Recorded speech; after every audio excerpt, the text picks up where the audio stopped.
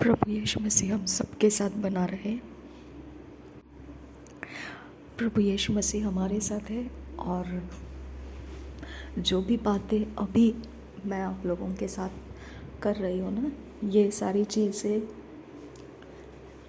छोटी छोटी स्ट्रेंथ परमेश्वर से ड्रॉ करने के लिए, ओके। परमेश्वर से हम खींचना है स्ट्रेंथ को, ओके। एक्चुअली देखा जाएगा तो परमेश्वर इतना भला है कि हम लोगों को बहुत कुछ करना नहीं पड़ता है। परमेश्वर का स्ट्रेंथ खींचने के लिए बहुत कुछ करना नहीं पड़ता है, ओके। बहुत छोटी सी ऐसी एक पिन पॉइंट होती है कि हम लोगों को समझ आ जाएगा तो ट्रमेंडस अमाउंट, ओके, भरपूरी का सामर्थ्य परमेश्वर का हम अपने अंदर ले सकते हैं एक पिन पॉइंट के ज़रिए भी, ओके। यहाँ पे हम लोगों को एक बात बहुत बहुत भले तरह से समझना है। क्या मेरा परिस्थिति बदल सकता है, ओके। क्या मेरा समय बदल सकता है, क्या मेरे साथ कुछ अच्छा हो सकता है, ओके। अगर आप ये सारी चीज़ों को सवाल करके बैठते हैं ना, तो परमेश्वर के पास इसका जवाब है। और वो सिर्फ जवाब नहीं देता है, वो मैनिफेस्टेशन भी करता है, ओके। परमेश्वर सिर्फ बोलने वाला परमेश्वर नहीं है, बात करने वाला परमेश्वर नहीं है, ओके। लेकिन अगर वो पिन पॉइंट आपको मालूम नहीं रहेगा ना, तो आप बाहर से लोगों को देख सकते हैं कि लोग तो आशीषित हो रहे हैं, लोगों की तो छुटकारे हो रहे हैं, लोगों के तो आशीषें बढ़ रहे हैं, और मैं तो ऐसे ही बैठा हूँ, मैं तो ऐसे ही हूँ, और मेरे पास तो ऐसे ही है, मैं तो अभी भी वैसे ही हालात में हूँ, मैं यही हूँ, मैं वही हूँ, ओके। तो आज एक चीज़ अपोस्टल जी जब सिखा रहे थे तो एक चीज़ के ऊपर ध्यान लाइए, और वो चीज़ मुझे समझ में आ चुकी थी बहुत सालों पहले, जब मैं डॉक्टर डी.के. ओलोकियो के टीचिंग्स को, प्रेयर पॉइंट्स को यूज़ कर रही थी। बहुत साल हो गए उसको, बहुत सालों से करते आ रही हूँ मैं, और ये बात मुझे आप लोगों के बीच में लाना है। ये इतनी गंभीर बात है, इतनी गंभीर बात है कि लोग अय्यूब की तरह हो जाते हैं कि परमेश्वर उनको दुगुना आशीष देने के प्लान में है और अय्यूब मरने के प्लान में है। वो भला कुछ देख नहीं पा रहा था, वो भला देख नहीं पा रहा था, वो भला सोच नहीं सकता था, क्योंकि उसके हाथ निराशा इतनी लगी है कि उसके लिए अब यही होना था कि इतने निराशा होने के बाद में और इंसान क्या आशा करेगा, फिर से क्या आशा करेगा, राइट। तो इसके लिए ना, ये बात मैंने जब डॉक्टर डी.के. ओलोकियो से सीखी, तो वहाँ से मैंने हमेशा ये प्रेयर में रखा, ये प्रेयर पॉइंट्स, और मैंने हमेशा वो प्रेयर पॉइंट्स के कारण बहुत लोगों की भी हेल्प की, और मैंने अपने लिए भी, अपने घर के लोगों के लिए भी हेल्प हुई, और सारे परिस्थितियों में वो मेरा सहायता करता आया, ओके। वो वर्ड जो है ना, वो सीज उसको बोलते हैं, सीज, ओके। अगर आप मेरे पुराने प्रेयर पॉइंट्स में जाकर देखेंगे ना वॉरफेयर के, तो आपको उसमें मिलेगा breaking the seize, okay. Seize, SIEZE, seize. शत्रु हमेशा आपको सीज करता है, सीज, ओके। सीज का मतलब क्या है मालूम है मुझे? हिंदी में उसको गूगल में सर्च करने से क्या पता चलता है? घेरा डालना, ओके। घेरता है शत्रु, और ना घेरने का टाइम उसका बहुत पुराने से शुरू रहता है, और हमारे समझ में बहुत देरी से आता है वो, ओके। घेरने का समय उसने अपने से जब शुरू किया था, तब तक हमको कभी पता ही नहीं चला कि शत्रु हमको घेर रहा है।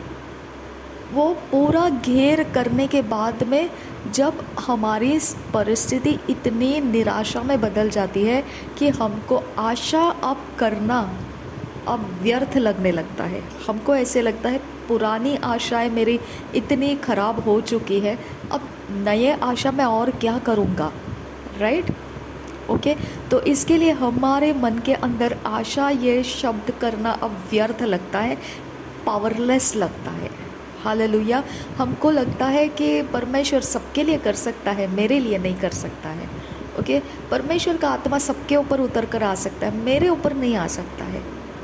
ओके, परमेश्वर का रेवलेशन, प्रकाशन सबके ऊपर आता है, मेरे ऊपर नहीं आता है। ओके, परमेश्वर के काम सब जन कर रहे हैं, मेरे लिए नहीं, मुझे नहीं होता है वो करने को। आपके पास ना हमेशा आपके पास जो नहीं है वो बातें बहुत ज़्यादा आप बोल पाते हैं, क्योंकि आपका मन उन सारी बातों से भर चुका है। जो आपका हृदय भरा हुआ है वही आपके मुँह के शब्द में हम सुनने को मिलते हैं। ओके, हमको सुनने को मिलता है, ठीक है। इसके लिए ये सीज को हमने समझना है। अपोस्टल जी जब आज सिखा रहे थे तो ये बहुत बढ़िया word seize, okay, enemy seized the camp of Israel. Okay, तो यहाँ पे सीज का मतलब है उसने घेरा डाला। अब जब वो घेरा डालता है ना, तो आपके लिए परमेश्वर ने सब कुछ रखा है। अय्यूब के किताब में क्या लिखा है कि शैतान बोलता है तूने जो उसको बाड़ा लगा के दिया है, तो क्यों ना वो तेरी महिमा करेगा, क्यों ना वो तुझे धन्यवाद देगा। इसका मतलब परमेश्वर के बाड़ा था और अय्यूब एंजॉय कर रहा था लाइफ।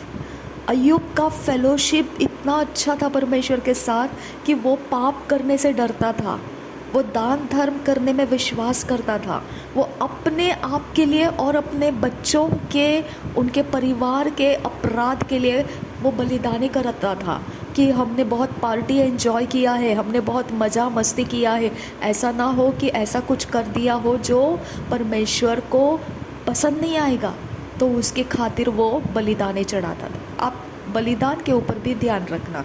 बलिदान आपको आबेल और काइन से पता चलता है। हव्वा ने और आदम ने बलिदान किया हुआ पवित्र वचन में हमको ओपनली तो सीखने नहीं मिलता है, लेकिन ओपनली लिखा गया है कि नूह ने होम बलि चढ़ाया और आबेल और काइन ने ऑफरिंग लाया। ओके, यहाँ पे हम लोगों को समझ में आता है कि परमेश्वर को कुछ दिया जाता है।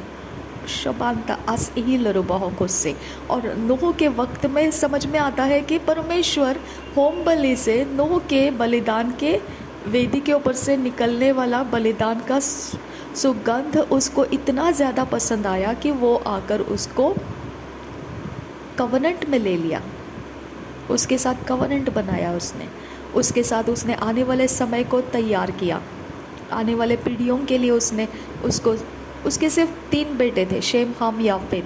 बस उन 3 बेटों के ज़रिए उसने पूरी सृष्टि को भर दिया। आज जो हम इस सृष्टि के ऊपर इतने लोग भरे पड़े देखते हैं, कहाँ से आए? ये सिर्फ 3 लोगों से आए। ओके, शेम, हाम, याफेत। ओके, और वो तो अलग बात है जो उत्पत्ति के 6 अध्याय के वचन में लिखा है, ऐसा कि जो मनुष्य की पुत्रियाँ सुंदर पुत्रियाँ थी और स्वर्गदूतों ने, मनुष्यों के पुत्रों ने उनके एक एक सुंदर मनुष्य की बेटियों को लिया और ब्याह कर लिया और बच्चे पैदा किए और वो जायंट्स बन गए, दानव बन गए। ये अलग स्टोरी है। तो वैसे लोग भी है इस पृथ्वी के ऊपर है। ओके, उनकी गिनती भी है। इसके लिए यीशु मसीह बोलता है कि सब लोग इस पृथ्वी के ऊपर परमेश्वर के राज्य में प्रवेश नहीं करेंगे। ओके, वही लोग प्रवेश करेंगे जो असल में मनुष्य है। ओके, तो इसके लिए हम उसके बारे में बात नहीं करेंगे, वो अलग दिशा में जाता है। तो हमको ये देखना है कि पृथ्वी के ऊपर सब लोग 3 बेटों में से आए हैं, शेम, हाम, याफेत। इनका जो ब्लड ग्रुप है वही ब्लड ग्रुप पूरे संसार के अंदर फैला हुआ है, जो मनुष्य जाति है। ओके, जो दानव जाति है उनके बारे में नहीं बोल रहे हैं, जो मनुष्य जाति है उनके बारे में बोल रहे हैं। ठीक है, तो इसके लिए परमेश्वर ने मनुष्य जाति के लिए यीशु मसीह को कुर्बान किया, दानव जातियों के लिए नहीं किया है। ठीक है, तो दानव जातियाँ आएगी भी नहीं प्रभु में। दानव जातियाँ सीड ऑफ सैटन है, तो सीड ऑफ सर्पेंट्स है, इसके लिए वो परमेश्वर में नहीं आएगी। आप चाहे जितने उनके लिए फास्टिंग लगा दो, अगर दानव जाति का परमेश्वर के अंदर आने का रास्ता आप कर रहे हैं तो वो नहीं आने वाले हैं। ओके, लेकिन मनुष्य जाति जनरेशन्स में से, देखिए यीशु मसीह का इज़राइलियों का जनरेशन जब आ रहा था तब यीशु मसीह बोलता है सर्प के पिलो, यूहन्ना बपतिस्मा बोलता है सर्प के पिलो, तुमको किसने बताया कि परमेश्वर का क्रोध आने वाला है? और यीशु मसीह ने बोला अगर तुम अब्राहम के पुत्र होते तो क्या तुम मुझ पर विश्वास करते, मेरी बातों पर विश्वास करते, लेकिन तुम अब्राहम के पुत्र नहीं हो, अब्राहम के संतान नहीं हो, इसके लिए तुम मेरी बातों पर विश्वास नहीं करते हो और तुम मुझे मार डालने को आते हो, तुम मुझे मार डालना चाहते हो। ओके, अगर अब्राहम होता तो ऐसा नहीं किया होता उसने। तो ये वर्ड्स क्या बताता है कि दानव जाति को वो बोल रहा था, यानी कि जो मनुष्य पीढ़ी शेम हाम याफेत में से तैयार हुई है उन्हीं में से दानव जाति को अलग किया गया है। ओके, ये बात सच है, इसके लिए कोई दो राह नहीं है, उसके लिए कोई अलग एक्सप्लेनेशन नहीं है, क्योंकि दानव जाति मनुष्यों के पुत्रियों को लिया गया था तभी उसकी दानव जाति बनी थी। ओके, मनुष्यों के जन्माए हुए मनुष्य जाति की जो संतानें थी उसमें जो बेटियां थी, उनके अंदर जो सुंदर बेटियां थी, उनको दानव जाति बनाने के लिए पर जो गिरे हुए स्वर्गदूत थे उन्होंने इस्तेमाल किया है। ओके, तो इस तरह से हम ये बात को समझना है कि दानव जाति लोग कभी भी परमेश्वर के स्वर्ग के राज्य में नहीं आने वाले हैं और दानव जातियाँ मनुष्यों के ही बेटियों को लेकर किए गए हैं। ओके, तो ये अलग चीज़ है, लेकिन मनुष्य जाति के लिए परमेश्वर कहता है कि उसने अय्यूब के इर्द गिर्द में बाड़ा लगाया था और अय्यूब के इर्द गिर्द में बाड़ा लगाकर उसने अय्यूब को सब कुछ अच्छा दिया था और शैतान वहाँ पर बोलने को जाता है कि तूने जो उसको बाड़ा लगा के दिया है तो वो क्यों नहीं तेरी महिमा करेगा, क्यों नहीं तेरी धन्यवाद और गुण गाएगा। तो आज हम देखते हैं कि हम जाते हैं कलसिया में, ओके, हम जाते हैं, हम गुणगान करते हैं, परमेश्वर को धन्यवाद करते हैं और हम अय्यूब के द्वारा ही सीखे कि चाहे कुछ मिले ना मिले, हबक्कुक में लिखा है कि चाहे मेरे खेती में फसल आए या ना आए, चाहे अंजीर के फल हुए या ना हुए, चाहे कहीं पर भी पेड़ पौधों का मेरे लिए कोई लाभ का काम हुआ या ना हुआ, मेरे भेड़ मेरे चराइयाँ चाहे अच्छी रहे या ना रहे, इससे फ़र्क नहीं पड़ता है, मैं तो परमेश्वर का धन्यवाद और गुणगान करते रहूँगा। ओके, तो हबक्कुक भी हमको ये सिखाता है और अय्यूब भी हमको यही बताता है कि उसने कभी भी परमेश्वर के विरोध बात नहीं किया, लेकिन उसको ये नहीं पता था कि शैतान वहाँ पर परमेश्वर के साथ क्या बात किया है। ओके, इसके लिए हमारे पास सवाल ये जब आता है ना कि क्या मेरी परिस्थिति बदल सकती है, क्या मेरे लिए कभी ऐसा मिरेकल हो सकता है, क्या कभी मेरे साथ भी ऐसा हो सकता है, क्या यह संभव है क्या, यहाँ पे आपको सीज ये वर्ड याद रखना है। ओके, हमको सब कुछ मिल रहा है, हम कलसिया जाते हैं, हम ऑफरिंग्स देते हैं, हम परमेश्वर के भवन में आनंद करते हैं, वॉलेंटियर्स या और कुछ काम में हम परमेश्वर के साथ संगति में रहते हैं, हम परमेश्वर की आराधना करते हैं, झूमते हैं, नाचते हैं, हम अपने आप को परमेश्वर के हाथों में दे देते हैं। ये सारी चीज़ें जब हम देखते हैं तो हमको क्या समझ में आता है कि हमने परमेश्वर के हाथों में अपने आप को दे दिया है और हम फिर भी कैसे क्या खाली बर्तन पड़े हुए हैं। ओके, तो हम कैसे क्या फिर भी इस प्रकार से पड़े हुए हैं कि हमको जो चाहिए वो तो अभी तक हाथ लगा ही नहीं। ओके, वो तो हाथ आ ही नहीं रहा है हमारे। ओके। और ये हम हमेशा वचन में से सीखते हैं कि जो यूहन्ना बपतिस्मा का जन्म हुआ तो जकरिया और एलिशिबा के बारे में भी यही हुआ था कि वो तो ऐसे ही बिना बच्चे के ही ऐसे ही जीते रहे, उनको आशा टूटी हुई थी। अब्राहम के बारे में भी हम यही देखते हैं कि उसकी आशा टूटी हुई अवस्था में था।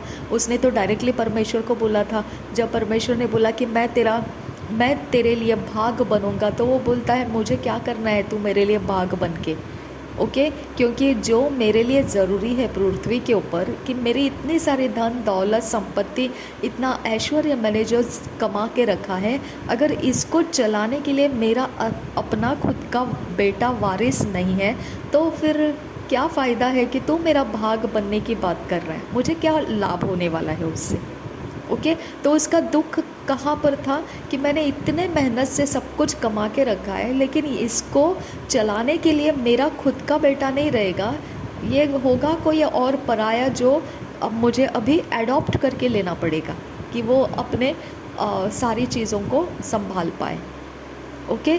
तो ये तरह से हमारा हर एक सब कुछ है हमारे पास, इवन परमेश्वर भी है हमारे पास, ओके। अब्राहम को तो परमेश्वर ने बोल दिया था कि मैं तेरा भाग रहूँगा, और उसने इजीली परमेश्वर को बोला मुझे क्या फ़ायदा है उससे, तू मेरा भाग बन के मुझे क्या फ़ायदा है, मेरे अंदर का जो दर्द है वो तो अलग ही है कुछ, तो उसका तो कुछ कर नहीं सकता है, तू मेरा भाग बन के मुझे क्या आनंदित करने वाला है ना। तो इस तरह से वो अय्यूब भी वैसा ही था, तू मेरे प्राण को बचा के क्या फ़ायदा है, दुख तो इतने ज़्यादा है, इतना सब कुछ मेरे ऊपर बीमारी डाल दिया है, इतना कुछ मेरा बिगाड़ दिया है, सब कुछ तहस नहस हो चुका है, अब तू मुझे ज़िंदा रख के क्या फ़ायदा है ना।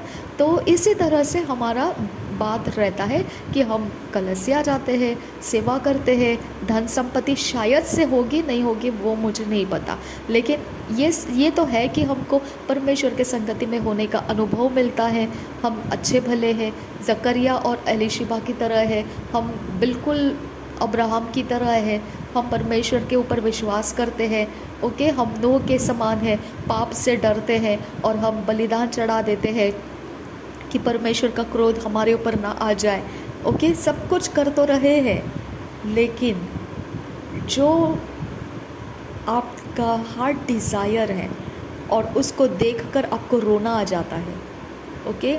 जो आपका हार्ट डिज़ायर है और उसको जब कोई छू लेता है तो जैसे आप टूट कर बिखर जाते हैं और फूट फूट कर रोने का आपको मन हो सकता है, क्योंकि उसके बारे में तो अभी तक किसी ने कुछ इंतज़ाम नहीं किया, और वो भी परमेश्वर ने नहीं किया है अभी तक, ओके। तो आप ऐसे हो जाते हैं ना, क्या कभी मेरे साथ कुछ अच्छा हो सकता है, उस एक बात के कारण आप सारी ज़िंदगी के भलाइयों को भुला देते हैं और ये सोचते हैं क्या मेरे साथ कभी कुछ पॉजिटिव हो सकता है। तो अभी तक जितनी पॉजिटिव है आपके पास, आप कलीसिया जा रहे हैं, आप आराधना कर रहे हैं, आप परमेश्वर के भवन के काम कर रहे हैं, आप सब कुछ कर रहे हैं, ये तो पॉजिटिव बातें हैं। और फिर क्वेश्चन क्या कर रहे हैं आप, क्या मेरे साथ कभी कुछ अच्छा हो सकता है, क्या मेरे ऊपर कभी परमेश्वर का फेवर आ सकता है।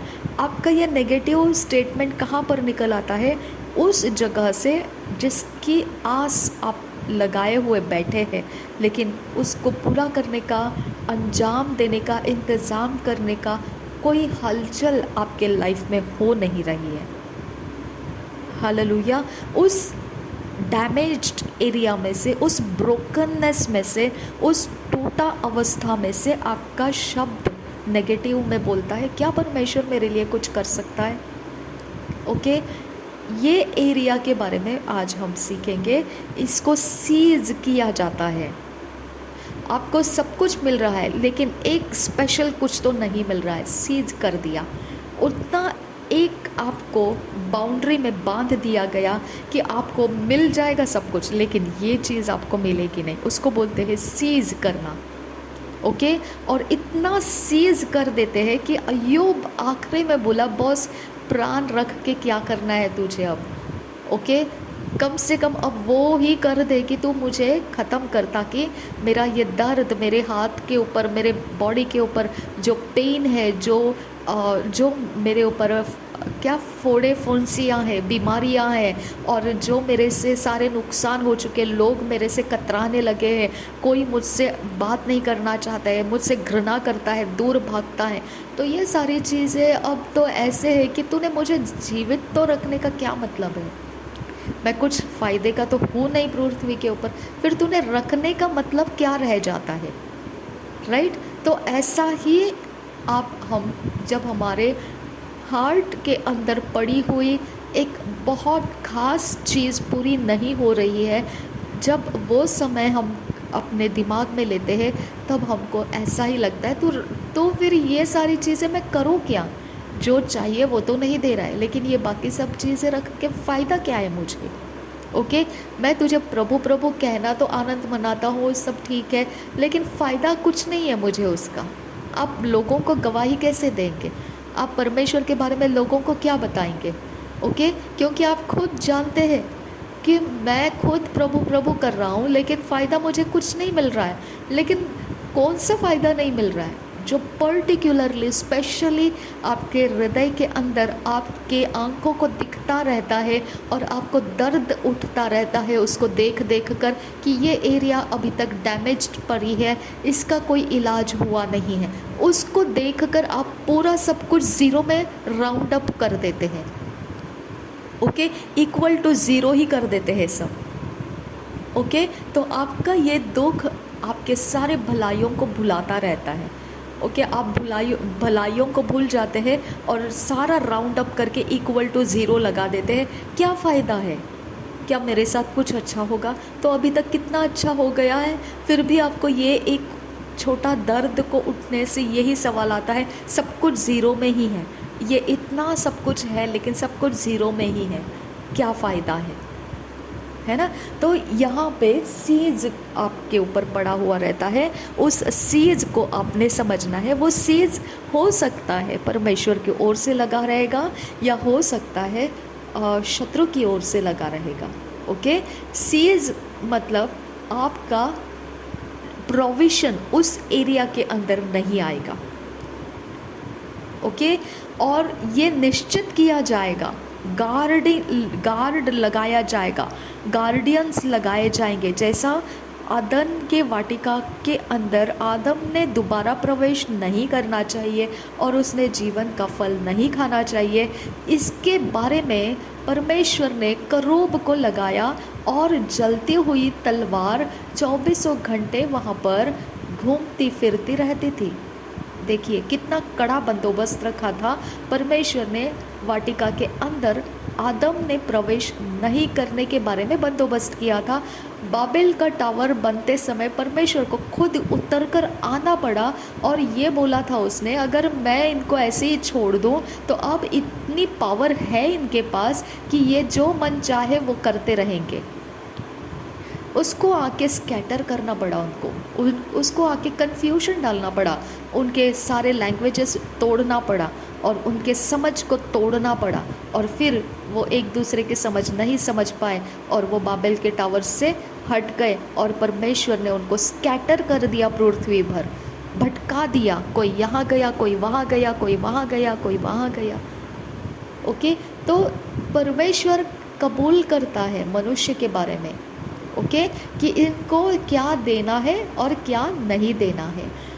अगर हम हव्वा को देखेंगे तो जो आदम को और हव्वा को आदम को बोला गया था कि ज्ञान का फल तूने नहीं खाना है, क्योंकि उसके अंदर से जिस दिन तू खाएगा निश्चित है कि मृत्यु हो जाएगी। ओके, हव्वा को नहीं बोला था, आदम को बोला था।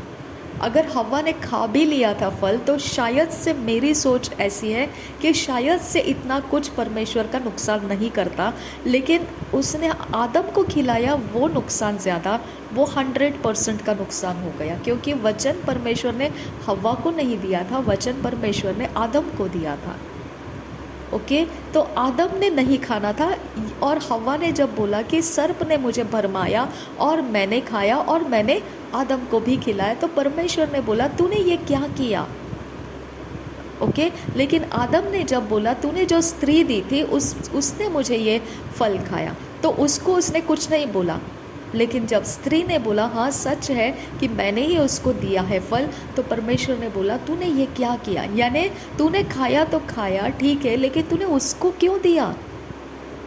समझ में आ गया। यहाँ पे परमेश्वर ने सीज नहीं डाला, घेरा नहीं डाला।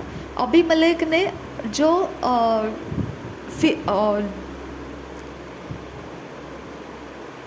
पहले तो मिस्र देश में से अब्राहम जब बाहर निकला, मिस्र देश में चला गया था, अब्राहम के पत्नी का सुंदरता उसको डरा दिया था। उसने बोला इधर के लोग ऐसे ऐसे हैं, ओके, तो वहाँ के लोग मेरे पत्नी के कारण मुझे मार डालेंगे, वो मुझे मार डालेंगे और मेरे पत्नी को कब्ज़ा कर लेंगे। तो इसके लिए वो डर गया था। और फिर जब हो ही गया सारा का कब्ज़ा, तब फिर क्या हो गया, परमेश्वर ने सीज डाल दिया। ओके, क्या सीज डाला, देखो वचन बताती हूँ मैं। वहाँ पर अब्राहम ने 12 अध्याय के 17 वचन में लिखा है कि यहोवा ने उनके ऊपर विपत्तियाँ डाली। ओके, अलग अलग प्रकार की विपत्तियाँ उनके ऊपर डाली, फ़िरौन के ऊपर, क्योंकि अब्राहम का पत्नी जो है वो कैप्टिवेट कर लिया उसने। ओके, तो इसके लिए उसको विपत्तियों को डाल दिया उसके ऊपर। तो ये परमेश्वर ने डाला। क्यों डाला परमेश्वर ने? क्योंकि परमेश्वर चाहता था कि अब्राहम की पत्नी को वो कुछ भी हानि ना करे। ओके, अब ये बात हव्वा के वक्त उसने क्यों नहीं किया? जब उसने बोला था कि आदम को बोला था कि ज्ञान के फल को नहीं खाना, तब परमेश्वर ने ये क्यों नहीं किया वहाँ पर, है ना। तो आप अगर देखेंगे तो हव्वा का फल खाने से पहले हव्वा का दिमाग चला है ना। अब्राम का भी दिमाग चला। अब्राम ने भी सोचा कि कुछ तो इंतज़ाम करे। हव्वा ने भी सोचा कि ये फल खाना ठीक है क्योंकि उसको सर्प ने बताया है, उसका रीज़न क्या है। और आदम ने भी सोचा ठीक है कोई बात नहीं है, खा सकते हैं। ओके, यानी इनके दिमाग चलते हैं। जब हमारा हार्ट डिज़ायर को पूरा करना है, तब परमेश्वर रोकता नहीं है हमको इंतज़ाम करने के लिए। अब्राम को भी हग्गर के पास जाने दिया और इश्माइल को पैदा करने दिया क्योंकि उसकी ज़रूरत थी और परमेश्वर लेट कर रहा था। तो हमारा दिमाग चल जाता है। ओके, हम जो अपने लिए इंतज़ाम करना चाहते हैं परमेश्वर उसे करने देता है, लेकिन वो उसका फाइनल एंड नहीं रखता है। ओके, वहाँ पर परमेश्वर उनको रोका नहीं, लेकिन जब खा लिया उन्होंने फल, हवा ने खा लिया, वहाँ पर उसने पनिशमेंट्स रिलीज़ कर दिया। जब काइन ने आबेल की हत्या कर दी, फिर पनिशमेंट्स रिलीज़ कर दिया। जब नूह का समय ख़राब होने लगा, पनिशमेंट रिलीज़ कर दिया।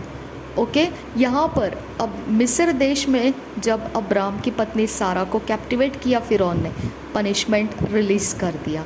तो पनिशमेंट है कि आपकी हार्ट डिज़ायर पूरी नहीं हो रही है, या सीज डाला है, इसमें कैसे फ़र्क समझ में आएगा आपको।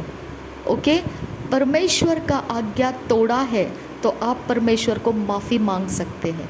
ओके, परमेश्वर से आप मांग सकते हैं कि परमेश्वर मुझे माफ़ कर। अब अय्यूब ने कहाँ आज्ञा तोड़ा था? वो तो ऐसे ही मारा जा रहा था क्योंकि उसके बारे में शैतान ने चैलेंज लिया था कि मैं उसको तेरे विरोध भड़काऊंगा ही भड़काऊंगा। लेकिन अय्यूब को इसके बारे में पता ही नहीं था। ओके, तो इस तरह से है, अगर परमेश्वर ने खुद आपके हार्ट डिज़ायर को पूरा नहीं करने दिया ताकि शैतान आपको उकसाए परमेश्वर के विरोध में जाने के लिए, तो क्या आप उकसाए जाएंगे? ओके, दूसरी बात ये भी हो सकता है कि परमेश्वर ने आपको पनिशमेंट दिया क्योंकि आपने जो नहीं करना चाहिए था वो करके रखा। जो परमेश्वर ने बोला था मत कर, तो आपने वो करके रखा, तो शायद से परमेश्वर का ये पनिशमेंट भी हो सकता है। ये दोनों पॉसिबिलिटीज़ को आपने दिमाग में लेना है। ओके, परमेश्वर का जो काम है वो काम आपके लाइफ में यस एंड आमेन हुआ रहता है। ओके, दानियल ने प्रार्थना किया, पहले दिन उसका यस एंड आमेन हो गया। क्या उसको मिला इमीडिएटली? नहीं, लेकिन वो कंटिन्यूटी में रहा, कंटिन्यूटी में परमेश्वर के सहभागिता में रहा। आपको पता है यहूदी लोग प्रार्थना का मतलब क्या है, किस तरह से करते? वो उनके शब्द को सोच समझ के इस्तेमाल करते हैं। उनके पास फॉर्मेट रहता है, रेडी फॉर्मेट रहता है। इसके लिए प्रभु यीशु मसीह ने क्या कहा कि जिस तरह से रिपीटेशंस होता है वैसा तुम प्रार्थना मत करो, ओके? क्योंकि यहूदियों को रिपीटेशन के वर्ड्स यूज़ करना पड़ता था प्रार्थना के लिए, ओके? वो आज उठेंगे फिर रिपीट करेंगे वही वर्ड 7 बार। वो दानियेल प्रार्थना करने के लिए जाता था। कैसे जाता था? वो रिपीटेड वर्ड्स को, और वो रिपीटेड वर्ड्स उसको पता है 10 मिनट्स लगेंगे इसको ख़त्म होने का, तो वो रिपीटेड वर्ड्स कर दिए, वो ख़त्म।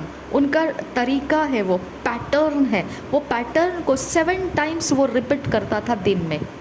वो उसको पता है इसको इतना ही टाइम लगने वाला है, और वो टाइम देना उसके लिए आसान रहता था, और वो टाइम को खोते नहीं थे। बराबर से उस टाइम में वो अपना काम करके फिर बाद में बाकी के काम करते थे। आज आप प्रार्थना करने के लिए बैठो, हो सकता है आप 3-3, 4-4 दिन लगातार आप कंटिन्यू परमेश्वर के आत्मा के फ्लो में प्रार्थना करने में बैठ जाएंगे और लगातार उपवास में हो जाएंगे। आपका काम गया, आपका नौकरी गया, आपका बिजनेस गया, आपका सब शरीर का व्यवहार सब उथल पुथल हो जाएगा। ये लेवियों का समाज है, ओके? तो दानियेल लेवियों के समाज में नहीं था, इसके लिए वो कारोबारी था, वो नबूकदनेस्सर के यहाँ पे गुलामी कर रहा था, ओके? तो लेवियों का समाज हमको बनाया गया है, याजकों के समाज में हमको डाला गया है। हमको परमेश्वर को 24/7 देने की फ्रीडम है, ओके? हमको हमारा समय 24/7 परमेश्वर को देने का फ्रीडम है। हम बिंदास दे सकते हैं, हम नौकरियों को त्याग कर सकते हैं, हम दूसरों के पैसों के ऊपर सरवाइव करना पड़ेगा तो हम वो बेइज्जती को उठा सकते हैं, क्योंकि हम याजकों के समाज में हैं और याजकों को कंप्लीट फ्रीडम है 24/7 परमेश्वर के साथ संगति में समय बिताते रहो, ओके? और फिर जो शरीर के व्यवहार में आपको कुछ उतार चढ़ाव आएंगे तो उसके इंतज़ाम के लिए जैसा भी पॉसिबल है सही ढंग से आप वो कर सकते हैं। आप दूसरों से मांग सकते हैं, आप दूसरों को बोल सकते हैं कि मुझे इतनी हेल्प चाहिए, मुझे ये चाहिए, वो चाहिए, क्योंकि मैं परमेश्वर के संगति में समय बिताना चाहती हूँ, मुझे और कहीं नहीं जाना है, मैं जॉब नहीं करना चाहती हूँ। आप बोल सकते हैं। लोग दे या ना दे ये उनके ब्लेसिंग के ऊपर डिपेंड है, ओके? आपसे उनका मतलब नहीं है, वो आपको बेइज्जत नहीं कर सकते, उनके पास अथॉरिटी नहीं है आपको बेइज्जत करने की या आपको गाइड करने की कि आप कुछ काम धंधा करो क्योंकि आप अच्छे भले हैं। Stop the nonsense, okay? याजक के समाज को पूरी फ्रीडम है 24/7 वो परमेश्वर के लिए अपने समय को समर्पित कर सकता है और उसके ज़रूरतों के लिए वो एक दूसरे को मांग सकते हैं।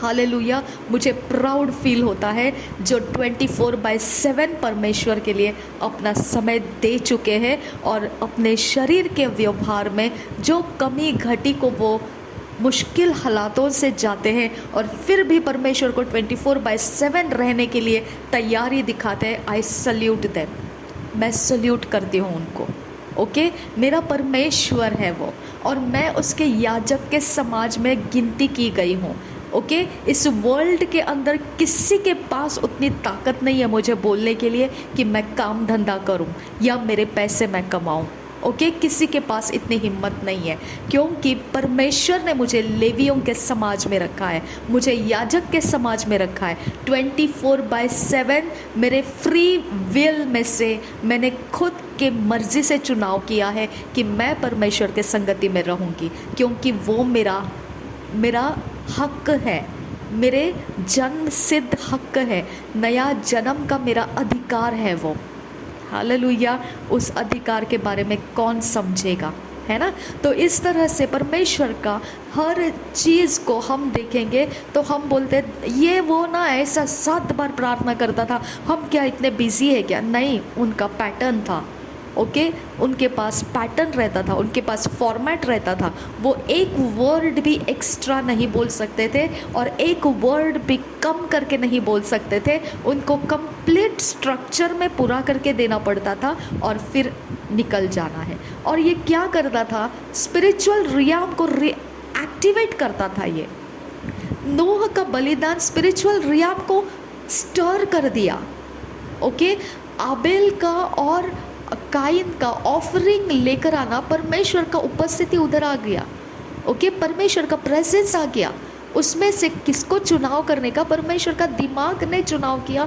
उसको ये नहीं था कि काइन ये है और ये है, नहीं, उसका दिमाग ये था कि अब का जो समय आने वाला है वो लहू का समय है और ये लहू का समय में मुझे ये वाला रास्ता सिलेक्ट करना है ताकि लोग समझे कि लहू का मैं अब फॉलो कर रहा हूँ। लहू के प्रिंसिपल्स, लहू के कवनेंट्स, लहू के द्वारा सब कुछ, ये सारा चीज़ मेरा, ये रास्ता, रोड शुरू हो चुका है।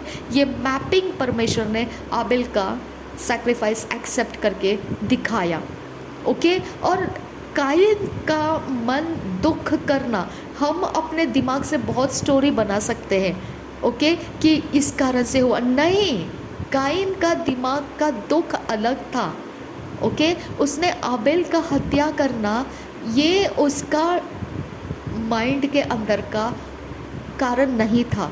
उसके माइंड के अंदर का जो एरिया था स्पिरिचुअली, वो परमेश्वर को समझ गया था कि ये वाला एरिया इसने निग्लेक्ट किया और इसके अंदर मेरा किंगडम होने वाला था। ये मेरा किंगडम होने वाला था, ये मेरा किंगडम को रिजेक्ट किया। ओके, और आबेल का जो किंगडम जो अभी तक नहीं है, वो वाला किंगडम उसने मतलब नया रास्ता पकड़ लिया। उसने मुझे डिच किया, उसने मुझे धोखा दे दिया, परमेश्वर ने मुझे धोखा दे दिया।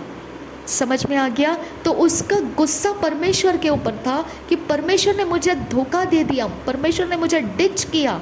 ओके, ये मेरा किंगडम बनने वाला था, ये किंगडम नहीं बनेगा अभी, क्योंकि परमेश्वर ने बता दिया कि मैं रिजेक्टेड हूँ। और आबेल का सैक्रिफाइस लेकर उसने बताया कि ये नया रोड मैप है जिसके अंदर से मैं अब राज्य को फैलाने जा रहा हूँ, नेशंस को तैयार करने जा रहा हूँ। ख़त्म हो गया, अब काइन इसके अंदर मिंगलिंग नहीं कर सकता है।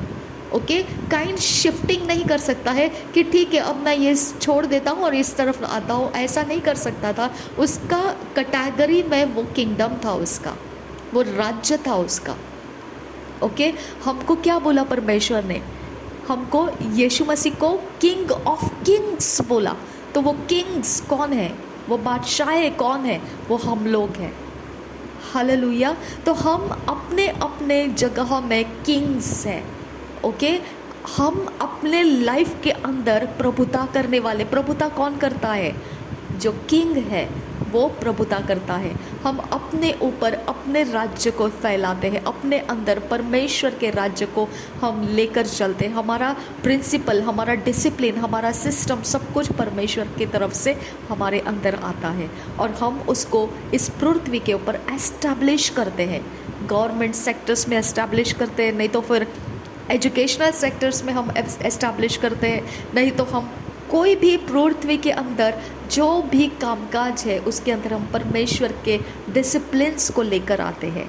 यीशु मसीह ने भी वही बोला, डिसाइपल बनो, बनाओ डिसाइपल, जाओ सिखाओ उनको, है ना, बोला ना, सिखाओ उनको। दुनिया भर में लोग आज प्रचार कर रहे हैं, व्यर्थ में नहीं है वो। ओके, मुँह से बोली हुए वचन को वो लोगों तक पहुंचा रहे हैं ना। आपको 100 में से 99% लोग प्रचारक मिलेंगे, सिर्फ बोलने वाले लोग मिलेंगे, क्योंकि प्रभु यीशु मसीह ने बोला है ऐसा, तुम सिखाओ और डिसाइपल बनाओ उनको, पानी का बपतिस्मा दो। वो लोग प्रचार कर रहे, लोगों को वचन सुना रहे और फिर पास्टर्स बन जाते हैं। 20-30 लोगों के बीच में वो खड़े होकर परमेश्वर के नाम को बताते हैं, लोगों के हृदय के अंदर मलिनता को हटाते हैं, परमेश्वर का स्थान उनके अंदर बनाते हैं। हाँ, बड़े बड़े मिरेकल नहीं करते हैं वो, लेकिन इतना करने के बाद वो पानी का बपतिस्मा देते हैं और जो अलग तरीके से जो मसीह विरोधी है उनको सताव करते हैं, उनको मार डालते हैं, वो मार्टियर्स बन जाते हैं। ओके, वो बहुत दुख सहन करते हैं, यहाँ पे उनको सीज को ओके सहना पड़ता है। ओके, यहाँ शत्रु उनको सीज डालता है, ठीक है। तो यहाँ प्रचार करता है तो वहाँ पर उसका सीज घेरा डाल देता है। तुझे रोटी पानी देने वाले लोग नहीं आएंगे, तुझे हेल्प करने वाले लोग नहीं आएंगे, तू खुद को बचा सकेगा ऐसा किसी भी प्रकार का तेरे पास व्यवस्था नहीं रहेगा, तेरे घर परिवार के अंदर तो सुख नहीं रहेगा, तो ये नहीं रहेगा, तो वो नहीं रहेगा। ये सीज डाला जाता है डियर फ्रेंड्स, ये सीज, ये घेरा डाला जाता है। ओके, ये घेरा को तोड़ना हमको आना चाहिए।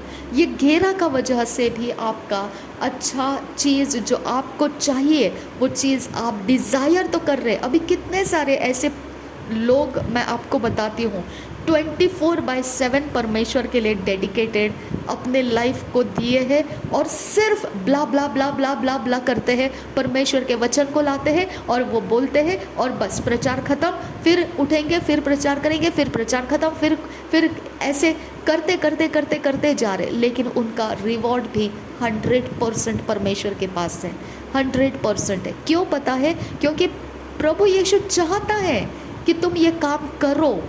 ओके, वो ये नहीं बोल रहा है कि तुम BTH करके आ जाओ, तुम थियोलॉजी करके आ जाओ तो तुम प्रचार करो, ऐसा नहीं बोल रहा है। वो हमको बोलता है तुम अपने आप को शार्प करो। ओके, तुम अपने आप को शार्प करो, तुम अपने आप को इतना स्ट्रॉन्ग बनाओ, इतना एक्सपर्ट बनाओ, इतना तेज नुकीला धार वाला बनाओ कि तुम जब कुछ करो तो ऐसा करो कि प्रभावशाली हो। हालेलुया। फिर उसके अंदर से मिरेकल्स भी होने लगते हैं, फिर उसके अंदर से हीलिंग्स होने लगते हैं, फिर उसके अंदर से प्रोफेसीज भी आने लगते हैं। लेकिन लोग उतना मेहनत नहीं करना चाहते हैं, वो सिर्फ उतना करना चाहते हैं कि बस वचन दिया काफ़ी है। क्यों ऐसा? सीज डाल दिया उनके लिए। ओके, कितने सारे अंधकार के जगत के लोग ये जब प्रभु में आ जाते हैं, उन लोग बताते हैं कि हम कैसे मसीहों को सीज में डाल देते थे, कैसे कलसिया को हम टायरसम बना देते थे। इतना टायरसम ना कि मैं आपको बताऊं, सच कहती हूँ, इतना थका देते हैं ना कि हमको ऐसे लगता है कि क्या फ़ायदा है हम मसीह होने से। इतना सता देते हैं। क्यों पता है क्यों सता देते हैं? ताकि हम उनके सताव के अंदर आकर अपना रास्ता छोड़ सके। यही तो अय्यूब के साथ हो रहा था। ओके, कि उसको इतना कुछ दे दिया दुख और कष्ट कि वो ये बोले कि परमेश्वर में रह के फ़ायदा क्या है। तो आज मसीह जितने भी पवित्र वचन का प्रचार कर रहे, तंगी में जी रहे, मुश्किल में जी रहे, एक रोटी के लिए रो रो कर जी रहे, लेकिन प्रचार कर रहे हैं। ओके, उनको पास्टर के नाम से जाना जाता है। ओके, उनको मिशनरी वर्कर के नाम से जाना जाता है, उनको प्रॉफिट के नाम से जाना जाता है, उनको जो चाहिए वो नाम से जाना जाता है। लेकिन उनके घर अभी भी खाली है, उनके बच्चे आज भी भूखे पेट सोते हैं, उनके बच्चे आज भी बिना स्कूल के पढ़ाई के रह रहे हैं। ओके, उनके घर का फैमिली लाइफ आज भी बिगड़ा हुआ है। क्यों? सीज डाल दिया। ओके, ये दुष्ट आत्मा के काम करने वाले लोग सीज डाल देते हैं कि हमारे शरीर के अवस्था में पुराना सब कुछ जो प्रोवाइड होना चाहिए, पुराना नहीं प्रोवाइड होना चाहिए, वो कुछ भी हमें नहीं मिलेगा। तो ऑटोमेटिकली हम सेवा छोड़ देंगे और चलते जाएंगे। चलो बॉस, कहाँ जाना है? हाँ, ये वाली नौकरी ठीक है, हाँ वो वाला कोर्स ठीक है, हाँ ये वाले स्किल्स सीख लेंगे, हाँ वो वाली चीज़ें कर लेंगे, चलो यही ठीक है। ओके, चलो कोई बात नहीं है, हम 100% दिए थे परमेश्वर को, अब 75% परमेश्वर, 25% अपना गुजारा करने का कुछ इलाज। ओके, वो 75% को फिर और घटा देंगे 50%, 50% ये 50, और फिर बाद में बोलेंगे 0% परमेश्वर एंड कंप्लीट % दुनियादारी। शैतान यही चाहता है। ओके, तो सीएस के वजह से हो सकता है कि आपका कुछ चीज़ घेरा में डाला गया है। ओके, जो आपके हाथ नहीं लगता है, आपको सीएस तोड़ना चाहिए। जो एरिया ऑफ लाइफ को आप फ्लरिश होकर देखना चाहते हैं, या तो वो परमेश्वर ने उसको स्वर्ग दूतों के साथ घेर कर बंदोबस्त में डाल दिया है कि इसको ये चीज़ नहीं मिले। ओके, या फिर परमेश्वर ने ये सोचा होगा कि ये चीज़ इसको इसीलिए नहीं देना है क्योंकि इसने वचन को तोड़ा है। ओके, हो सकता है कि परमेश्वर ने आपको परीक्षा में डाल दिया है कि आप परमेश्वर के विरोध कुछ बात करते हैं क्या। ओके, और या फिर शत्रु ने आपको गिरफ्तार कर लिया है, बंदोबस्त में डाल दिया है कि जो ये चीज़ें हैं जिसके ऊपर आपकी आस लगी हुई है वो आपको ना मिले। शत्रु ने घेरा डाल दिया होगा। ठीक है, पहले वाले 3 चीज़ें हमारे कंट्रोल में हैं। पहले 3 चीज़ें क्या हैं? अगर परमेश्वर ने घेरा डाला है कि हम वहाँ तक ना पहुँचे क्योंकि हमने परमेश्वर का वचन तोड़ा है, तो हम परमेश्वर से माफ़ी मांग सकते हैं। परमेश्वर सेकेंड चांस देता है। ओके, परमेश्वर हमको दोबारा से एक बार उठाता है। वो बोला धर्मियों को मैं 7 बार उठाऊंगा। ओके, वो धर्मियों की चिंता करता है, वो चाहता है कि हम मन फिराएं और परमेश्वर को उस बात के लिए दुख करके बताएं कि परमेश्वर जो मैंने किया वो तुझे पसंद नहीं था और मैंने अपने ब्लेसिंग को खो दिया, जैसे मैंने खो दिया मेरे लाइफ में ये हो चुका है। परमेश्वर ने मुझे बोला था तुम मैरिज मत कर और मैंने मैरिज किया और मुझे नहीं मालूम था कि मेरे मम्मी पापा की पेंशन्स स्पिंस्टर्स को यानी अनमैरिड डॉटर्स के लिए रखी गई है, मुझे नहीं पता था। ओके, लेकिन उस मैरिज के करने की वजह से आज मैंने तो उसी समय मैरिज छोड़कर बाहर आई। बहुत साल हो चुके उसको, नियर अबाउट 13-14 ईयर्स हो चुके हैं। और फिर यहाँ पर आने के बाद मम्मी के साथ रहने के बाद सब कुछ सबको पता है, सब कुछ पता है, लेकिन हमने कभी डॉक्यूमेंटेशंस नहीं किया कि मैं मैरिज के बाहर हूँ। अब मैं पेंशन के लिए रो रही हूँ और वहाँ मेरा स्टेटस एक्सेप्ट किया नहीं जा रहा है। ओके, कि मैं इतने सालों से अलग हूँ, मुझे पैसों की ज़रूरत है, मुझे मम्मी पापा के पेंशन्स चाहिए, मुझे दीजिए ताकि मैं किसी के ऊपर डिपेंड ना रहूँ। तो अब मेरी सुनी नहीं जा रही है वहाँ पर। ओके, क्योंकि ये सुना जाता है, फिर भी क्यों नहीं सुनी जा रही है? ये सुना जाता है, ये कानूनी तरीके से सही है, इस तरह से हमारे पेंशन को क्लेम करना सही है, लेकिन क्यों वहाँ पर लेट हो रहा है? सीज। ओके, घेर डाला। ओके, घेर डाला किसने? परमेश्वर ने? जी नहीं। जब मुझे समझ में आ गया कि ये मेरा गलती हुआ था, मैंने परमेश्वर से माफ़ी मांगा और मैंने मांगा कि परमेश्वर मुझे ये चाहिए, आज मेरी ज़रूरत है, मुझे 24/7 तेरे लिए रहना है और इस समय के लिए मेरा रोज़ का गुजारा लोग पूरा कर रहे हैं और वो भी रुला देते हैं। कभी मेरा ज़रूरत अभी मुझे देना है 9,000 मुझे मेरे बिल्डिंग में सोसाइटी में देना है, मुझे कोई दे नहीं सकता है और देने का किसी के पास सोच आएगा भी नहीं। वो यही सोचेगा वो अपना गुजारा खुद करे, अपने घर को बेच दे, खुद अपना गुजारा करे उसमें से, राइट। लेकिन ये कोई नहीं सोचेगा कि इसकी ज़रूरत की तंगी में कितना सारा टेंशन, कितना सारा स्ट्रेस उसके ऊपर रहेगा।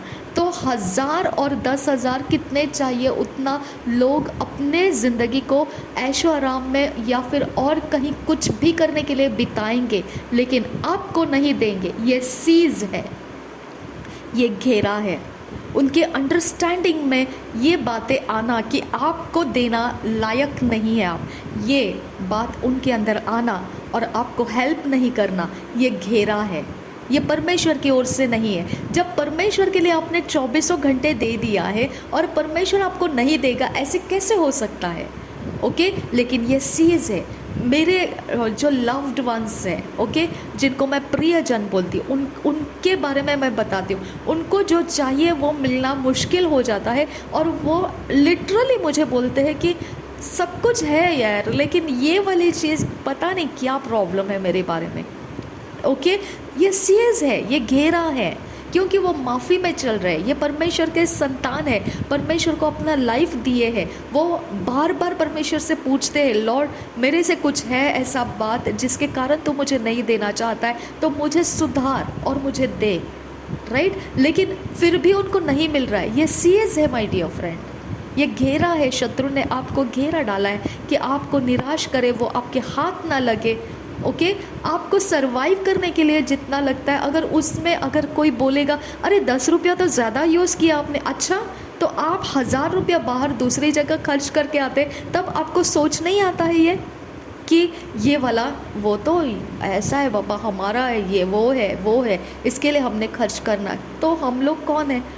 हम लोग दुनियादारी में नहीं है, हम लोग प्रभु में है। आपको घमंड फील नहीं होता है? हमारी वजह से प्रार्थनाएं बढ़ती है, हमारी वजह से परमेश्वर को पुकारा जाता है इस पृथ्वी के ऊपर।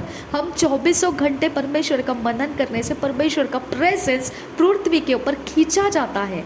हालेलुया। आप लोग नौकरी करते हैं, आप लोग बिजनेस करते हैं, आप लोग पैसे कमाते हैं, क्या हमारी तरह डेडिकेशन दे सकते हैं परमेश्वर को? नहीं दे सकते ना। तो हम लोग दे रहे हैं और इसकी वजह से पृथ्वी के ऊपर परमेश्वर के बहुत सारे काम हो रहे हैं, जिसके बारे में लिस्ट करने जाएंगे ना तो आपको दिखाई नहीं देंगे कि कौन सा लिस्ट किस इंसान की तरह से, किस इंसान की प्रार्थनाओं से, किस इंसान की मेहनत परमेश्वर में दिया गया समय की वजह से इस पृथ्वी को मिला है। क्योंकि बिना प्रार्थना, बिना परमेश्वर को मांगे पृथ्वी के ऊपर कुछ नहीं मिलता है, और बिना स्वर्ग में से दिए पृथ्वी को कुछ नहीं मिलता है। समझ में आ गया? तो 24 घंटे हम याजक का समाज है, तो हम जिएंगे उसी तरह से जैसा 24 घंटे फ्रीडम ऑफ विल के साथ हम परमेश्वर को दे चुके हैं। ओके। और अब ये मत बोलो कि हमारे वो है ना, वो हमको मना करते हैं, हमारे ये है ना, हमको फिर हमारे घर में झगड़ा। Stop the nonsense. ओके, ये नॉनसेंस की बातें हैं। क्योंकि आप परमेश्वर में हो, लेकिन आपका दिमाग ऐसा क्यों सोचता है कि हम फालतू के लोग हैं, जो सेवा करने वाले लोग हैं फालतू के लोग हैं? क्यों लगता है आप लोगों को ऐसा? क्योंकि हमारे ऊपर सीज डाला है, घेरा डाला है कि कोई हमको हेल्प नहीं करेगा। तो हमारा सीज का वजह से तुम्हारी सोचें हमको हेल्प करने से कतराती है और दूर भागती है। जेब भरे हुए हैं, लेकिन हमारे लिए बिल्कुल नहीं खुलेगा। क्यों? हम आपके लिए इम्पोर्टेंस नहीं लगते हैं। क्यों इम्पोर्टेंस नहीं लगते हैं? क्योंकि हमारे ऊपर घेरा डाला हुआ है, और वो शत्रु है, वो दुष्ट आत्माएं हैं जो आपको समझाती है कि हमारे ऊपर उंडेलना नहीं कुछ भी। Oh my God. Okay, same तरीके से हर एक जो सेवा करने वाले इंसान हैं उनके लिए सब जगहों में इसी प्रकार से घेरे डाले जाते हैं। और इसके लिए मैं वॉरफेयर प्रेयर करती हूँ, और मुझे ये नहीं बोलना कि वॉरफेयर प्रेयर मत करो, कभी नहीं बोलना। क्योंकि ये दुष्ट आत्माएं डालने वाले लोग इंसान ही हैं। उनके अंदर का जो असाध्य रोगों से ग्रस्त उनका जो हृदय है, उस मलिनता में से ये सीज डाले जाते हैं। ओके, इसके लिए उनके हृदय के हालात की वजह से वो आबेल की हत्या करने के लिए उठ जाते हैं, उनको परवाह नहीं है। ओके, क्योंकि उनका मन असाध्य रोगों से ग्रस्त है। ठीक है, तो इसके लिए वॉरफेयर प्रेयर करना पड़ता है। उनके लिए कुछ नहीं, लेकिन वो दुष्ट आत्मा को तो हटाना पड़ेगा, नहीं तो वो तो सबको यही बताता रहेगा इनके काम ना पूरे हो, इनके घर के नाम इनके ऊपर ना हो, इनके पेपर्स पूरे ना हो, यही तो चलता रहेगा। इनको ऐसे फाइनेंशियली भटकने दो, इनका घर बिक जाए, ये यहाँ से निकल जाए, और ये कहीं ना कहीं निकल जाए, बस हमारे यहाँ नहीं होना चाहिए। क्योंकि उनका दिमाग वही कहेगा जो हमारे ऊपर डाला हुआ बंधन है, वो बंधन उनके सोचे बन जाता है। ओके, आपको किसी ने नेगेटिव ट्रीट करना, आपके ऊपर का बंधन सामने वाले को इन्फ्लुएंस करता है, तब वो आपको रिजेक्ट करेगा, तब वो आपको इंसल्ट करेगा, तब वो आपके साथ फाइट करेगा, तब वो आपके विरोध उठेगा, तब वो आप खुद उसके लिए ताकत देते हैं। क्योंकि आपके ऊपर शत्रु का घेरा जो है वो उनको ताकत देता है, कर इसको ऐसा, सता इसको, कर इसको ऐसा, परेशान कर, मिलने मत दे, कुछ होने दे, इसका बुरा होने दे, ये होने दे, वो होने दे। ये कैसे क्या लोग आपको करते हैं? आपके ऊपर डाला हुआ वो सीज है। समझ में आ गया? रेदान एक एक वर्ड आज अपोस्टल जी ने प्रचार किया, और मैंने उसको पकड़ लिया, क्योंकि सालों से मैंने इसके ऊपर काम किया है, सालों से, बहुत लंबे सालों से मैंने इसके ऊपर काम किया, और मैं जानती हूँ कि ये कैसा दर्दनाक वर्ड है ये सीज। ओके, तो आपको सीज तोड़ना है, पहले तो मैंने आपको बताया, आप मसीही हो और रिपेंट नहीं करे हो, ऐसा तो हो नहीं सकता है। आप तो अपनी चीज़ आपको चाहिए तो ज़रूर है आप रिपेंट करेंगे ही, परमेश्वर को आप बोलेंगे लॉर्ड बॉस देख मेरे से तो हुआ होगा कुछ गलती, हो सकता है मेरी समझ में नहीं आया है, ओके, लेकिन तू मेरा परमेश्वर है, तू मुझे माफ़ कर, ओके, मुझे नया रास्ता दे। मैं जानती हूँ मेरे पास सारे रास्ते बंद हैं, लेकिन तू खोल सकता है कुछ न्यू रास्ता। जैसा डॉन मोयन जो सिंगर है, भजनकार है, तो उनका गीत में है ये, okay, God will make the way, okay, परमेश्वर तू कर सकता है। ये सारी बातें हम परमेश्वर से कर चुके हैं और फिर भी रास्ता नहीं खुल रहा है। माय डियर फ्रेंड्स, सीज़ को तोड़िए। ये आप शत्रु के कारण हो रहा है आपके साथ, क्योंकि परमेश्वर इतना कठोर हृदय नहीं है कि वो आपको बिना दिए रहे, इतना कठोर हृदय नहीं है वो, ओके, आपको सीज़ तोड़ना है। नूह ने सीज़ तोड़ा, जो परमेश्वर का क्रोध था वो क्रोध उसके ऊपर ना आए, ओके। देखिए बलाम के बारे में भी बोला गया था, है ना, आज के प्रचार में, कि बलाम ने श्राप दिया दिया दिया दिया दिया दिया लेकिन वो पूरा नहीं हो गया। लेकिन आपको पता है बलाम ने जाके उसको सीक्रेट बताया, उन लोगों को व्यभिचार में गिरा दे, सुंदर सुंदर लड़कियां और सुंदर सुंदर लड़के उनके आसपास भेज दे, वो लोग व्यभिचार में गिर जाएंगे और परमेश्वर अपने आप ही उनके ऊपर थप्पड़ लगाना शुरू करेगा, तेरा काम पूरा हो जाएगा, ओके। सांप मरे और लाठी भी ना टूटे, तेरा नाम नहीं आएगा उसके बीच में, वो आपस में ही खराब हो जाएंगे और परमेश्वर का क्रोध उनके ऊपर आएगा, बस खत्म, वो फिर कमज़ोर पड़ जाएंगे क्योंकि उनकी ताकत परमेश्वर है। सीक्रेट दिया बलाम ने, बाद में बलाम का हुआ होगा कुछ भी, लेकिन उस समय इज़राइल तो मर गए ना, इज़राइल के ऊपर तो परमेश्वर का क्रोध आ गया ना, है ना। तो हम ये देखते हैं कि नहीं नहीं नहीं, दुष्ट का अंत होता है, लेकिन वो बीच रास्ते में बाकी कुछ भी तो कर चुके ना। वहाँ पे आप क्या कर रहे हैं, वहाँ पे आपको वॉरफेयर प्रेयर्स करते रहना पड़ता है, ओके।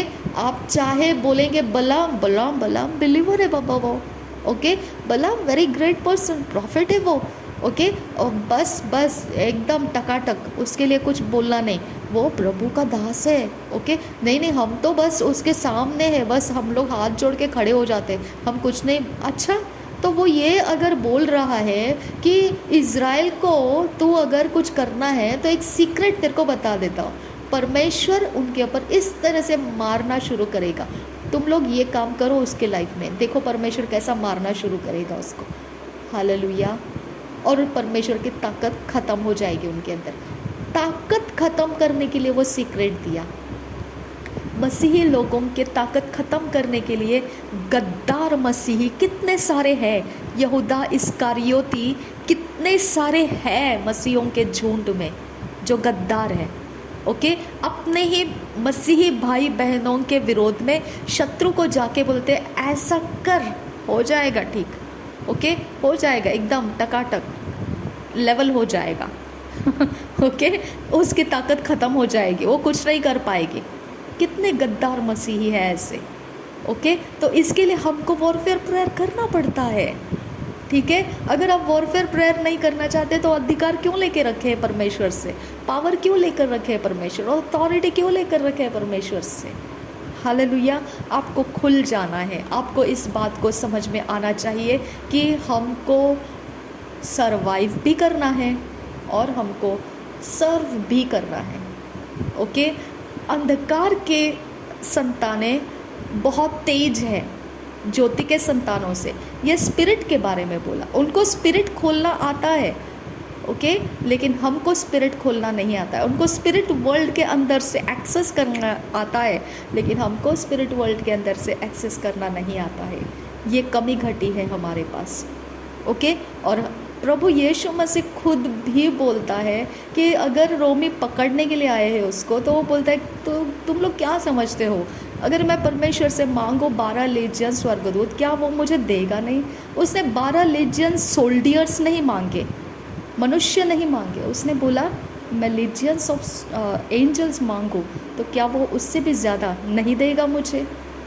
हम उस बात को फेल होते हैं, हम स्पिरिट के अंदर देखना नहीं चाहते हैं, हम फिज़िकल में इश्माइल को तैयार करते रहते हैं, फिज़िकल में सर्प के काउंसल को इस्तेमाल करके फल खा लेते हैं और परमेश्वर के विरोध चले जाते हैं। ओके, और फिज़िकल वर्ल्ड में ही मसीही गद्दार लोग भी रहते हैं जो आपकी कमज़ोरी दूसरों को बताते हैं और वो फिर अपना काम तमाम करके चले जाते हैं। और हम सोचते बैठते हैं ऐसे कैसे हो गया हमारे साथ। गद्दार है ना, मसीही गद्दार है। ओके, यहूदा इस्करियोत मसीही था, उन चेलों के अंदर का था वो। तो गद्दार लोग रहते हैं, एक रहता ही है, एक नहीं, अब तो बहुत सारे हैं। क्योंकि आपने वो टेस्टमनी सुना है जॉन टेटसोला का, मैंने आपको, अपोस्टल है वो भी, अपोस्टल जी है वो भी, और मैंने उनकी टेस्टमनी सुनाई आपको।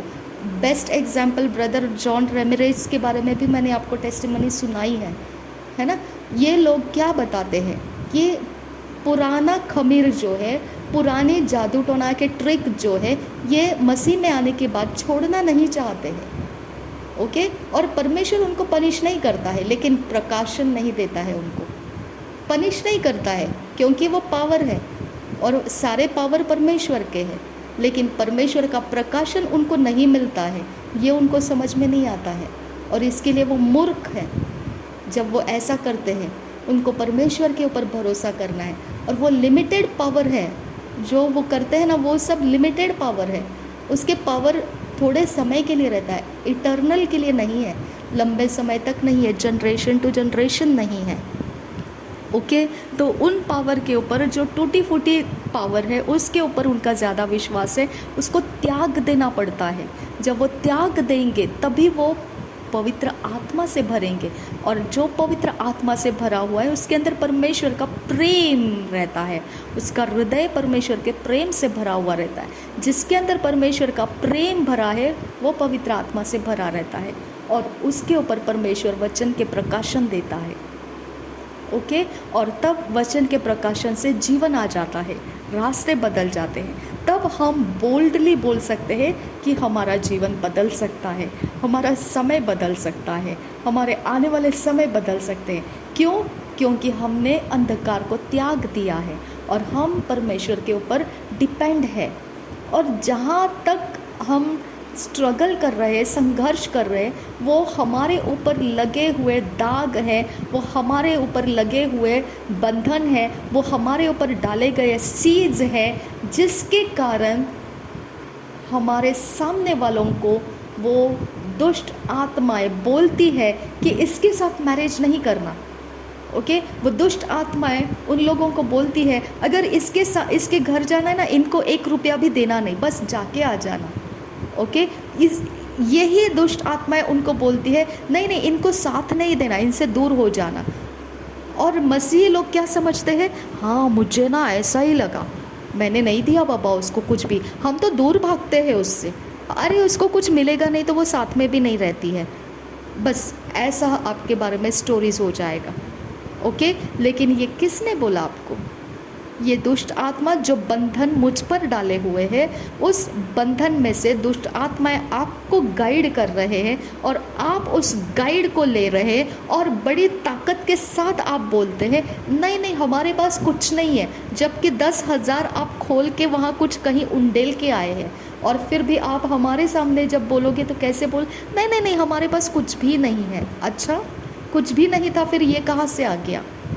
ओके, ये दुष्ट आत्मा जो बंधन हमारे ऊपर डाले रहते हैं वो आपको समझाते हैं कि हमको हेल्प नहीं करना, लेकिन आप शायद से जादू टोना करते हैं, शायद से आप कुछ तो ऐसा अंधकार के अंदर से करते हो जिसके कारण आपके दिमाग को ये समझ में नहीं आता है कि नहीं, मैंने उसको हेल्प करना ही करना है, क्योंकि परमेश्वर का वचन कहता है जो आपके पास ज़्यादा है उसमें से आप जिसके पास नहीं है उसको हेल्प करो। क्या ये वचन आपके ऊपर नहीं आता है? यानी ये वचन का प्रकाशन आपको नहीं मिलता है।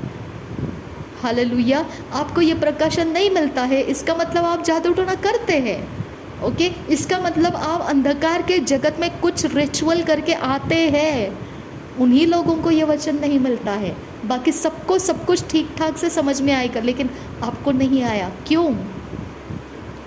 समझ में आ गया आप कैसे क्या हिम्मत करते हैं ऐसा बोलने का?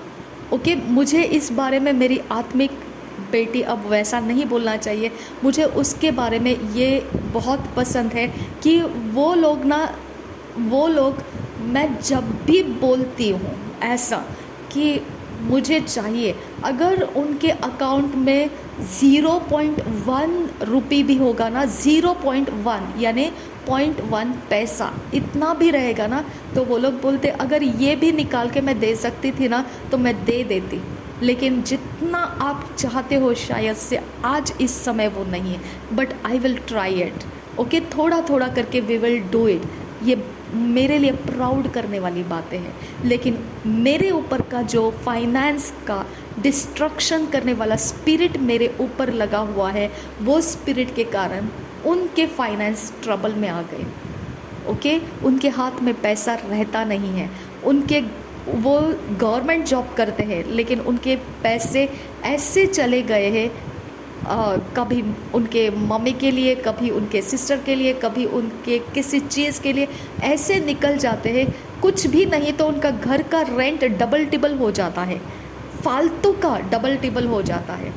ओके, कुछ समय तक उनको सिक्योर रहना है कहीं एक जगह में, इसके लिए वो घर बदलना नहीं चाहते, तो वहाँ पे उनको वो सारी चीज़ों को पैसा देना पड़ता है। लेकिन मैं आपको एक बात बताती हूँ, इनके ऐसे हालात को बदलने का ताकत इनके पास है, लेकिन वो भी उनको नहीं मिल रहा है।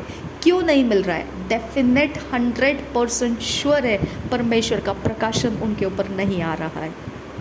समझ में आ गया? मैं उसको ज़रा भी निगलेक्ट नहीं करूँगी कि वो इस तरह का हालात को बदल सकते हैं, लेकिन वो क्यों नहीं बदल रहे? परमेश्वर का प्रकाशन उनके ऊपर नहीं आ रहा है। अगर परमेश्वर का प्रकाशन नहीं आ रहा है, 100% है कि वो कहीं ना कहीं जादू टोना के ट्रिक्स इस्तेमाल कर रहे हैं, कहीं ना कहीं कुछ इस्तेमाल कर रहे हैं। क्योंकि मैंने ये देखा है, जहाँ कुछ भी मेरा अटक जाता है, मैं घुटने टेक कर परमेश्वर के साथ बात करना स्टार्ट करती हूँ, परमेश्वर का वचन का प्रकाशन मुझे मिलने लगता है, मेरे रास्ते खुलने लगते हैं। ओके, और ये सीड्स जो लोगों के ऊपर, मेरे द्वारा लोगों के ऊपर जो रॉन्ग अंडरस्टैंडिंग उनके अंदर आ जाती है, वो सीड्स का उनकी जिम्मेदारी है कि वो उस बात को ना समझे, वो उस बात को ना बोले, ना समझे, ना उसके ऊपर ध्यान दे, क्योंकि वो दुष्ट आत्मा उनको बोलता है, परमेश्वर नहीं बोलता है ऐसा। ओके, वो उनकी जिम्मेदारी है। मुझे जब कुछ बोला जाता है तो मैं अपने तरफ से खुल जाती हूँ और परमेश्वर का वचन मेरा फाउंडेशन बनाकर उसके ऊपर से मैं अपने कामों को लोगों के लाइफ में रिलीज़ कर देती हूँ। मैं ये नहीं देखती हूँ कि ये क्यों करें, हम क्यों करें, नहीं। परमेश्वर का वचन जहाँ पर फाउंडेशन है, मेरे अंदर से उठ कर आता है, उभर कर आता है, वो फाउंडेशन को लेकर मैं दूसरों के लाइफ में जो काम करना है कर देती हूँ। ओके, फिर चाहे जो भी हो, उनका अंडरस्टैंडिंग परमेश्वर के हाथ में है, क्योंकि कोई मेरे ऊपर किया हुआ दुष्ट आत्मा का काम है तो वो मेरे किए हुए कामों के बारे में नेगेटिव चीज़ें उनके दिमाग में भर सकता है। वो उनकी जिम्मेदारी है कि हमने वो नेगेटिव को नहीं सुनना है। ओके, तो सीज और बलाम, ये दोनों चीज़ आज के वचन के प्रचार के अंदर से मैं इतना ज़्यादा स्ट्रॉन्गली कहते हैं ना कि ऐसे जल उठी कि मैंने बोला नहीं, ये सच्चाई को ठीक तरह से लोगों तक पहुंचना ज़रूरी है। सीज मस्ट है कि आपको तोड़ना ही तोड़ना है, और बलाम जैसे गद्दार मसीही आपके बारे में लोगों को आपकी कमज़ोरी देती है, ये बात को आप भूलना नहीं है। सब मसीहों को गले लगाकर नहीं बैठना है।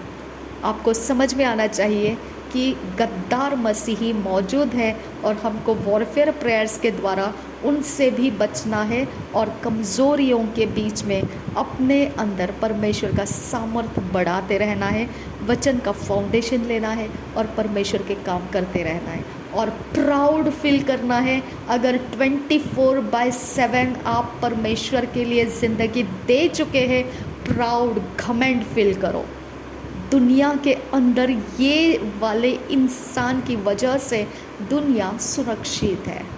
हालेलुया। 24 घंटे जिसने परमेश्वर के सामने अपने जीवन को समर्पित किया है, सल्यूट करो एक दूसरे को, हैट्स ऑफ कहो एक दूसरे को। और सच में कहती हूँ, ये आप लोगों की वजह से, हम 24/7 प्रभु को समर्पित लोगों की वजह से इस पृथ्वी के ऊपर परमेश्वर का प्रेजेंस आता रहेगा। ओके। और हमारी इज्जत आप बाहर के लोग नहीं कर रहे, या हम मसीह भाई बहनों के बीच में हमें बेइज्जती से देखा जाता है, शर्म आती है हम लोगों को, आपके तरफ देखने के लिए भी शर्म आती है। क्यों पता है? क्योंकि आप कुछ तो ऐसा कर रहे हैं अंधकार के जगत में, जिसके कारण आपको ये समझ में नहीं आता है कि हमारे लिए परमेश्वर के सामने ये लोग जाते रहते हैं, और इनकी देखभाल करना, हमारे पास से जो होगा वो करते रहना है। इनके बारे में दो बातें नहीं करना है। इनके कठिन समयों में हम साथ खड़े होना है, क्योंकि अगर हम नहीं रहेंगे तो इनके ऊपर तो दुष्ट आत्मा वैसे ही तैयार है इनको डिस्ट्रॉय करने के लिए।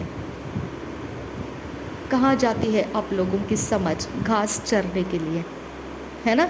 तो ये समझ में आना है आपको, ओके, कि सील्स को तोड़ना पड़ता है। आपकी हार्ट डिज़ायर पूरी हो सकती है, सब कुछ पूरा हो सकता है। आपके ऊपर पड़ा हुआ सीज कारण है, और बलाम की तरह गद्दार मसीही जो लोग रहते हैं, वो कारण है जो आपके लाइफ के अंदर आपके मनोकामना पूरी ना होने के लिए काम कर रहे हैं, आपकी स्ट्रेंथ को घटाने में काम कर रही है। ठीक है, तो आज का लेसन आपने क्या समझना है? आपको परमेश्वर ने माफ़ किया हुआ जाति है। आप मांग रहे हो और आपको मिलेगा नहीं, ऐसा कैसा हो सकता है? कौन सी भली वस्तु है जो परमेश्वर आपसे दूर रखेगा? ओके, आप रिपेंट करते हो, बारंबार परमेश्वर को बोलते हो, प्रभु मुझसे कुछ है ऐसा बात तो मुझे बता। ओके, और परमेश्वर आपको इतना क्यों रोक के रखेगा? परमेश्वर ने नहीं रोका है, सीज ने रोका है। सीज घेरा डाला है शैतान ने, तोड़ो उसको। ओके, और वो तोड़ने से परमेश्वर का ऑलरेडी पावर आपको दे चुका है परमेश्वर। आप उसे अपने लाइफ के अंदर मैनिफेस्ट होता हुआ देखेंगे। मैं हमेशा करते रहती हूँ, जब भी मेरी ज़रूरत होती है, कुछ भी बातें होती है, तो मैं परमेश्वर के सामने आ जाती हूँ, क्योंकि मुझे पता है मेरे ऊपर के जो डाले हुए बंधन है वो लोगों को फ्रीडम नहीं देंगे मेरी ज़रूरतों को पूरा करने के लिए। तो मुझे परमेश्वर के सामने जाना ही पड़ता है, ताकि वो बंधन टूट जाए और मेरे लिए कोई रास्ता खुल जाए। ठीक है, तो इस चीज़ को तोड़ना सीखिए। मेरे पुराने जो प्रेयर्स है उसके अंदर आपको मिल जाएंगे, जो दुष्ट आत्मा ने डाले हुए घेरे को कैसे तोड़ना है। ओके, वो प्रेयर पॉइंट्स है, आप उसके द्वारा भी तोड़ सकते हैं। बहुत तरीके हैं सीज को तोड़ने का, लेकिन 100% है कि आपकी मन के अंदर परमेश्वर से आपको जो चाहिए वो परमेश्वर आपको देने के लिए कंप्लीटली यस एंड आमीन कर चुका है। लेने की तैयारी आप अपने अंदर से करना शुरू कीजिए। आमीन। प्रभु यीशु मसीह हम सब के साथ बना रहे। आमीन, आमीन, आमीन।